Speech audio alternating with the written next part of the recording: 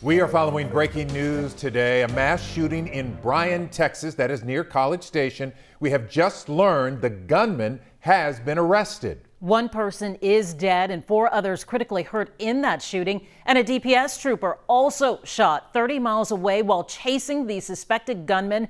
Bryan police say the shooter was possibly an employee of Kentmore Cabinets, where he opened fire inside before fleeing to Iola, Texas. That's where the gunman shot the trooper in neighboring Grimes County to the east of Bryan and the site of the mass shooting. Our Jeremy Rogowski spoke with a witness who helped the trooper after he was shot. Jeremy?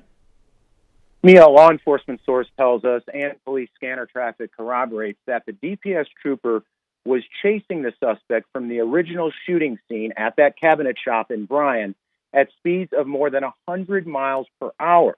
That chase, about 30 miles in length, ended near the suspect's home in Iola off of FM 39 between an RV park and a concrete supply business, where one of the employees at that business picks up the story from there.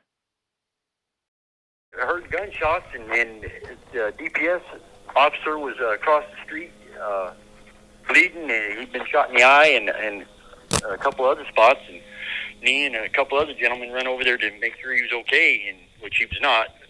So, and then by that time another officer was there, and it was just kind of chaos. Account coming from Good Samaritan Lauren Tarrin, who tells us at first the trooper was put into an ambulance, but was later transferred to a helicopter that had landed at that scene and was airlifted to a local hospital. At this hour, DPS is officially confirming to 11 News that the trooper remains in serious but stable condition. Len and Mia?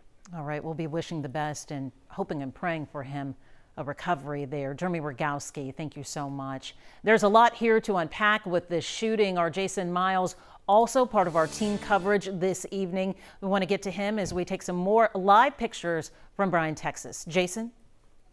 Hey there, Mia. Yeah, we're about to hear from a witness, a lady who was on the scene where all of this initially started. Drive in Bryan. It's also adjacent to a road called Industrial Drive, basically an industrial area there in the Bryan, Texas vicinity. Kentmore Cabinets actually has a showroom here in the Houston area off the belt. We manufactured a very large warehouse-looking facility, many exits, many entrances, as the police chief told us earlier. And again, to recap, 4 people shot there on the scene, 1 pronounced dead on the scene, 5th attack or something like that. And of course, as Jeremy reported, a DPS trooper shot in relation to this about 30 miles east. Now, obviously, this was in the middle of the workday around 2:30 this afternoon. A lot of people in and out of that business. I would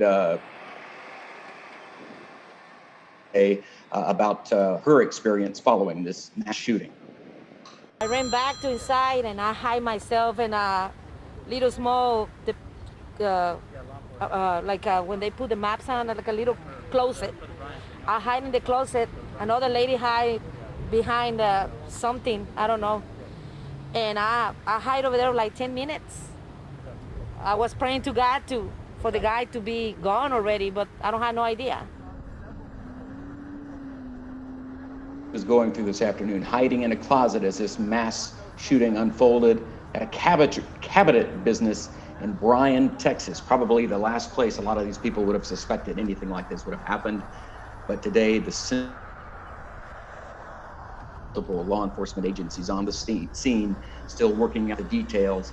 But again, late-breaking information is that the gunman, the suspect in this case, who may have been an employee of Kentmore Cabinetry, in custody, we understand, at this hour, guys. All right, Jason, thank you. So frightening to hear that statement from the worker hiding while the shooting is going on. Thank you. Governor Greg Abbott releasing this statement late today, saying in part, he has been monitoring the situation closely and that the swift response from law enforcement led to the arrest of the shooting suspect. He writes, the state will assist in any way needed to help prosecute the suspect. Cecilia and I are praying for the victims and their families and for the law enforcement officer injured while apprehending the suspect. This is a rapidly developing situation now in 2 locations. We have a team of reporters working this story for you. We'll have 1 live on the scene. And as soon as we learn more, we'll bring you updates on air, online at KHOU.com, and on our KHOU 11 mobile app. All right, let's check.